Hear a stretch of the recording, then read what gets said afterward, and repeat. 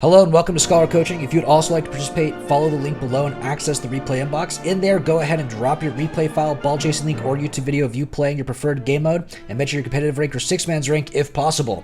If any of this doesn't make any sense to you while watching the video, feel free to follow up on my Scholar School of Learning series in my video playlist. We go over all the basic ideas and general rotations that are talked about in these replay analysis. Thank you, and I hope you enjoy. Alright. Guess the side boost Q has it for free. Sven? Yeah, Sven's pretty awkward. You can take that boost. You're fine. Sven up over to the side. You pre-position. Throws over. You get the shadow to a catch. Nice. Oh, Fat. What a great starting goal. Great play here, honestly. Got the catch behind the guy. Played it really soft and so why not you could shadow or reposition. Got it around him. Took your free shot because the other guy overcommitted. Well done. Great play.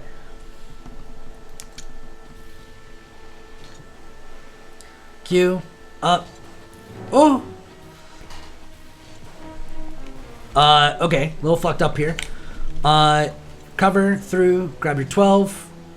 Pre-turn away here a little bit. So, in threes, you could hold this second man in this midfield here. But in twos, the second that parry might have a 50 with the Q, you just want to reposition. So you're going to turn left at the 12 here rather than just push through.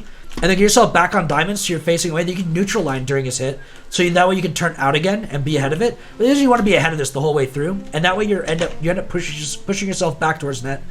Outside your post line all the way through on this one, Desert.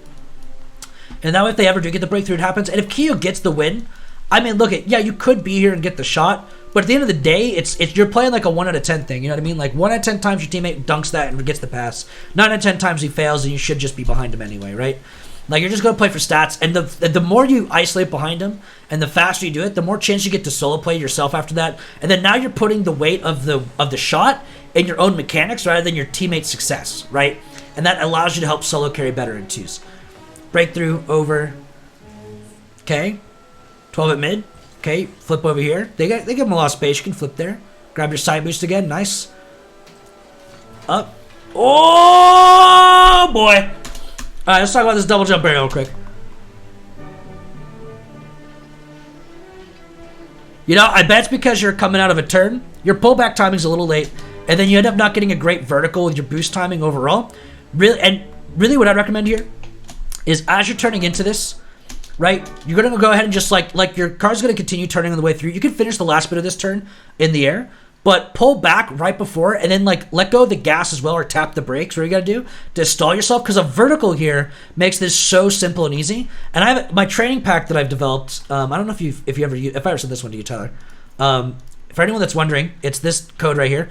But shot 2 is very similar to this, where you don't have to do a full turn in like this, but you basically want to tap the brakes in vertical for the double tap, because that's really the only way to consistently get it. And when it comes down to it in real game, it's very similar to this. You basically just get a free double tap out of it if you vertical, and you just got to play for the rebound in the long range. You can't go for the short range chasing it, right? And so when you chase it like this, you have this opportunity you're pushing through. It makes it very difficult, and you end up redirecting like that, or you end up getting really, you end up falling underneath the aerial. The vertical matters so much more there when you're playing a close, slow second like that than actually pushing it through the momentum. If you want a momentum, you want to go and get yourself a little bit deeper out as second man, give yourself more space so you can blow through with bigger momentum and bigger speed, and then you have that ability to vertical higher and still hold the power, right? But the second you're close like that, you have to go a slow engagement like that, you want to make sure you focus on the vertical, not the push.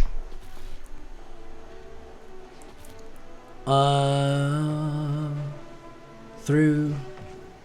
No double, you push through. Just go to get awkward on Sven. Nice soft touch there so you can follow it for the 50. Definitely could do a little bit better on the soft touch so cars don't have to recover so much. Boost grab, patience. Love the patience. Don't overcommit. Back around. Oh, a little bit of panic, but not enough accuracy. Honestly, you can't. So you see your teammate is near post here as a glimmer. I don't know if you actually noticed it. If you didn't notice it, you can put a little more trust in him and just start like cut back in towards net here and let him chase it and then wait for this guy's shot, then up and save it.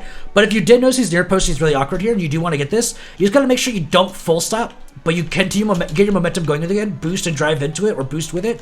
And then that way when you jump, you can float over and still 50 Sven, right? If you at least 50 Sven, you basically guaranteed the save. Little tough on that one, really close. I don't mind the idea or whatever happened there execution-wise, but just be honest with yourself whether if you recognize your teammate or not, and then play whatever one fits you the best on that scenario. Really tough one there overall, and make sure you don't stop yourself completely no matter which decision you get. If you do control that midfield, you don't want to stop, just coast. And if you do go back to net, coast and turn back towards net. And then you can build your momentum back up again. But you don't want to fully stop. Boom, good 50, through, back out, side boost, down, Wait.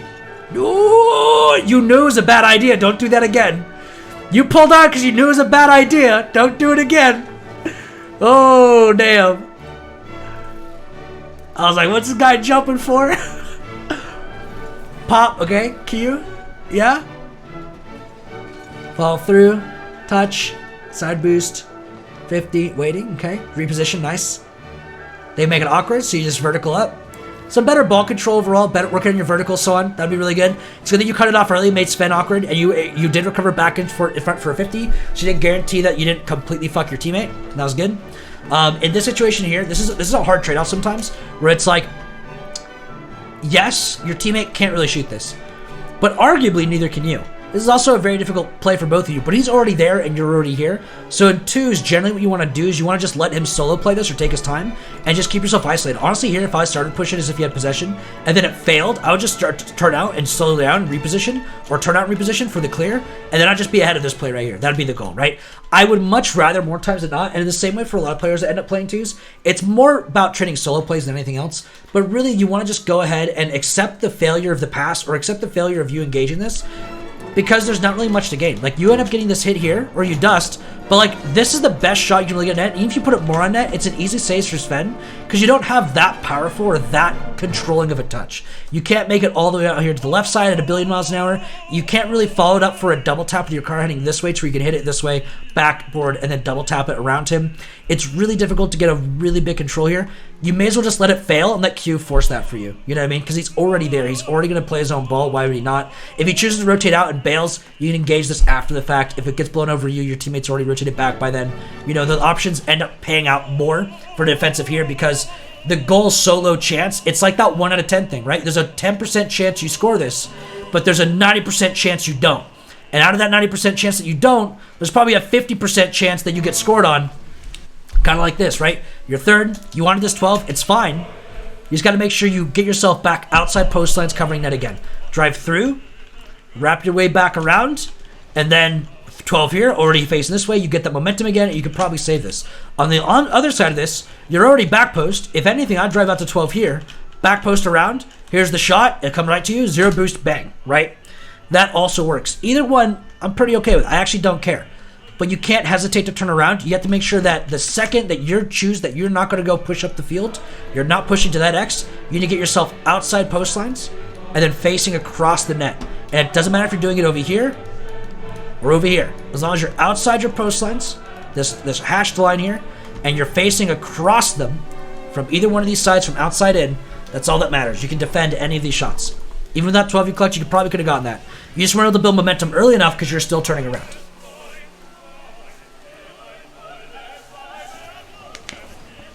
Corner grab, boom. Now that guy's AFK. Not for long. 50. There. Nice, good reposition. Don't shoot that. Oh! I said don't do it again. You're beat. You're beat. You also can't shoot this, really. If you wanted to shoot this, should have committed right here. Like, I mean, right before this. Like, let's say you're like, oh, I can shoot this anyway. So slow down here a little bit, because it's turning into a solo play. It's not a pass anymore. Right, stop. Then build momentum. Then boost in. And then shoot right here, right? If you shoot right now, this is when you want to shoot it. This is when you want to commit. If you don't do that, you want to fake and shadow because you can't shoot it on your net. Let him hit it to you over here. Go up the wall if he goes up the wall. And make your play, solo play, shot, whatever you want to do, right? You ended up doing really good on this at the beginning of the game. You just dropped it here for some reason. You dove a ball that just wasn't shootable. You couldn't guarantee possession because they had a 50 at best, right? If you wanted to shoot it, you should have committed way earlier. But at that point, like, you already have a very passive and really like a methodic play style where you're going for a lot of long-term control. Play for the long-term control. Fake and shadow it. Bring it off of him. You know, play for that possession after the fact. He'll make a mistake before you do if you really keep that methodic play style going. And you fought against that with yourself. Coming to here, your team has a free breakthrough. I like the idea of you showing it for the pass. You missed the read. Is what it is. You probably could have shot this some more practice. Turn right here instead of keeping yourself down the neutral facing to the straight into the net, and then get yourself closer facing towards the outside post line so you can turn into it if it goes end up a little bit short, and then you'll be ahead of this just that little bit more, and you'll probably be able to get that shot. Very difficult with the pinch and how fast that was, but I think very possible, and I do like the idea because your teammate did have basically a free pass, so it was pretty worth there. It's like a 30-70 at worst. That's if your teammate literally couldn't touch the ball. You rotate back here, isolate yourself completely, get your boost, push up a little bit late. But it's fine. You fake. You come back around. Again, slow in the turnaround with the fake. What a read. very close to almost not getting it. You should already be facing towards your net by the time this contact's happening. You're still facing a little bit out. That's why you're a little bit late on this. You realize or basically say to yourself, I can't beat this guy right here. I've already can't beat him, right? You're not boosting in. You're not committing. You already know you can't beat him, right? So just turn around earlier, right? Turn yourself around like right here and get yourself around. So you're facing around, and then now you're coming across. You're up, and you 50 this guy, so he can't shoot around you, right? Or in the same way, if you start softer with your initial turn in, and so let's say you slow down, you coast, turn right towards net, so you can cut off the shot towards net, or you can turn if he drops it. He hits it here, you're up, and you dust this kid and drop it on their net, right? Either one of those, basically fine. But you have to be 15 parry or dusty, one or the other. And you can basically do it from either side of that. Great read on that, though. You got the dunk. That played out really well for you. Get the bump? Nope. Still a boost? Almost. He ended up hitting the brakes to get you off of that. Back to net. Through. I'd aim for that back post again, right? Trust your teammate a little bit here. If you flip back straight into net, you'll either bump your teammate or the opponents will shoot. If they shoot, you're not going to outpace the ball. There's nothing you can do. So you have to trust your teammate can get the 50 because there's nothing else you can do here, basically, right? So flip to the left a little bit, get yourself outside the post line so you go behind Q. And then now you turn in from outside post lines facing into the play earlier. Or now they always play in front of you, up onto the backboard, read the ball, goes off to the corner, right? Or in the same way, you can wait for the bounce if you still like because you're going to be waiting here, right? So you turn in now. And then bounce, and then you jump up, and you get that chip right here, because this guy whiffs it, because he's bad. He can't double tap that to save his life, right? Ideally, you want to dust him, though. You want to read that off the backboard. You want to get it before the double tap. But in the same way, you very well could at the SMR. The main thing is, though, is that you want to get yourself outside that post line, because there's really, like, there's no reason for you to go center. There's no reason. If your teammate got scored on, you're not catching up to that ball anyway. So, that's why you just want to isolate yourself there. Back around. Okay, a little bit of awkwardness off the wall. Go for the demo on Sven. He's awkward. He's going to come in. You try to bail. 12s. Turn in early. Again, with like the diving here, there's like your low boost. They already are in front of that net and whatnot, and you can't really get that powerful of a shot. I recommend just faking it again. Playing it from the ground, going for, if they give you a free catch, you can flick them. And that's something you can do a 24 boost pretty reliably and have good accuracy or control over. But that last second shot overall, you weren't creating enough momentum. It wasn't the initial plan. So because you're picking on it last second, you really should just commit to your more passive playstyle. Now with 20 seconds left or 30 seconds left, wherever it was there, to be honest, if your argument for yourself is it's either I shoot or we don't get the shot attempt anyway, why not get another one? Either way, then I can take that argument for sure. It definitely can be worth it. The main thing, though, is it's like you could have been averaging the defensive play style from, probably before the second shot was scored, and that probably could have guaranteed you a lot longer opportunities, or a lot more opportunities over time. Anyway.